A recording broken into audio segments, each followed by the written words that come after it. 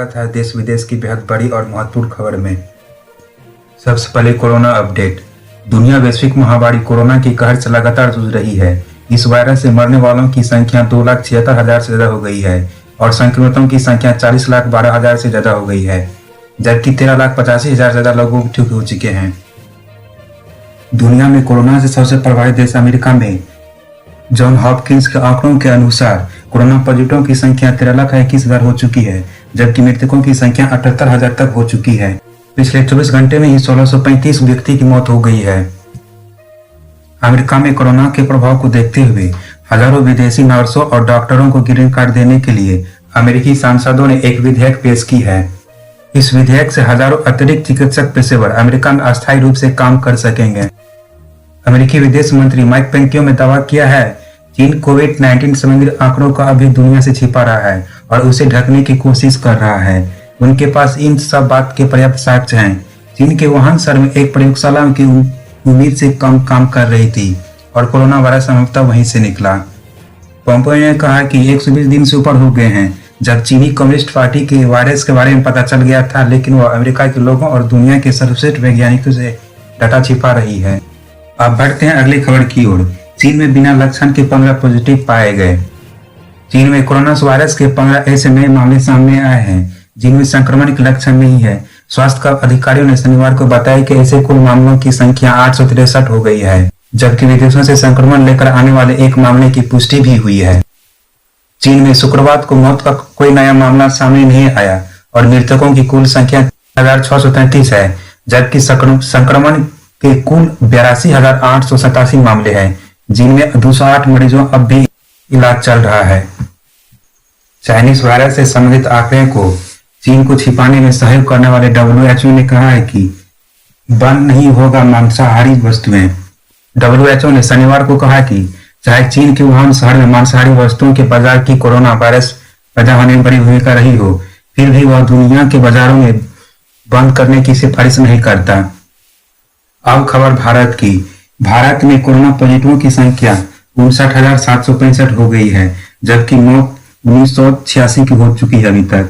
पिछले 24 घंटा में 3320 नए मामले मिले हैं, जबकि पिछले 24 घंटा में 95 व्यक्ति की मौत हो चुकी है। टोटल रिकॉर्ड करने वालों की संख्या 17,847 है। अब अगली खबर। चीन के खिलाफ सुप्रीम कोर्ट में $600 अमेरिकी हर जाने की मांग की। कोरोना वायरस महामारी के आरोप को लेकर चीन से 600 अरब अमेरिकी डॉलर हर जाने वसूलने के लिए केंद्र सरकार को अंतर्राष्ट्रीय अदालत जाने के निर्देश संबंधी याचिका सुप्रीम कोर्ट में दायर की गई है। तमिलनाडु के मदुरै निवासी रमेश ने केंद्र सरकार की चीन से हर जाने वसूलने के लिए ICJ दरवाजा खटखटाने के निर्देश देने का न्यायालय से अनुरोध किया है। वायरस मरीजों के लिए संशोधित डिस्चार्ज पॉलिसी। लक्षण नहीं रहने पर अब 14 दिन के बजाय 10 दिन के बाद ही अस्पताल से छुट्टी। स्वास्थ्य और परिवार कल्याण मंत्रालय ने कोरोना वायरस रोगियों के लिए संशोधित डिस्चार्ज पॉलिसी जारी की है। इस संशोधित डिस्चार्ज पॉलिसी के मुताबिक अगर मरीज में कोई लक्षण नहीं आता है तो उसे 10 दिनों के बाद अस्पताल से छुट्टी दे दी जाएगी। डिस्चार्ज से पहले परीक्षण की कोई आवश्यकता नहीं होगी। ऐसे व्यक्ति को सलाह दी जाएगी कि वह अस्पताल में डिस्चार्ज होने के बाद 7 दिनों तक आइसोलेशन में रहें और गाइडलाइन का पालन करें। हालांकि गंभीर रोगों के जूझ रहे कोरोना मरीजों के निर्णय उनकी हालत को देखते हुए डॉक्टर्स लेंगे। अगली खबर। ईडी ने अटैच की AGL की 16.38 करोड़ की संपत्ति। ईडी ने शनिवार को कहा कि कांग्रेस पार्टी की ओर से परिवर्तित एसोसिएशन जनरल लिमिटेड और कांग्रेस पार्टी के नेता मोतीलाल वोहरा की 16.38 करोड़ की संपत्ति कुर्क करने का आदेश जारी किया गया है। यह एक मनी लॉन्ड्रिंग केस में की गई कार्रवाई है। अब बढ़ते हैं अगली खबर के लिए। राम मंदिर में दान देने वालों के लिए खुशखबरी। सरकार के नए आदेश के अनुसार अयोध्या में राम मंदिर के निर्माण के लिए बनाए गए श्री राम जन्मभूमि तीर्थ ट्रस्ट में दान करने वाले पर राशि आयकर मुक्त होगी। वित्त मंत्रालय के नोटिफिकेशन के मुताबिक अयोध्या में राम मंदिर के लिए दान देने वालों को टैक्स में छूट दी जाएगी। ये छूट श्री राम जन्मभूमि तीर्थ ट्रस्ट में दान देने पर मिलेगी। वित्त मंत्रालय की ओर से छूट आयकर अधिनियम 1961 की धारा 80G के तहत दी जाएगी। आइए अब समझते हैं क्या है धारा 80G। आयकर की धारा 80G के तहत कोई भी शख्स किसी फंड या चैरिटेबल संस्थान में दान देने पर छूट पा कर सकता है। शर्त यह है कि आप जिस संस्थान को दान दे रहे हैं वह सरकार के पास रजिस्टर होना चाहिए। इस कटौती का फायदा कोई भी व्यक्ति या करदाता ले सकता है। उसे दान करने में तय शर्तों का ध्यान रखना होगा।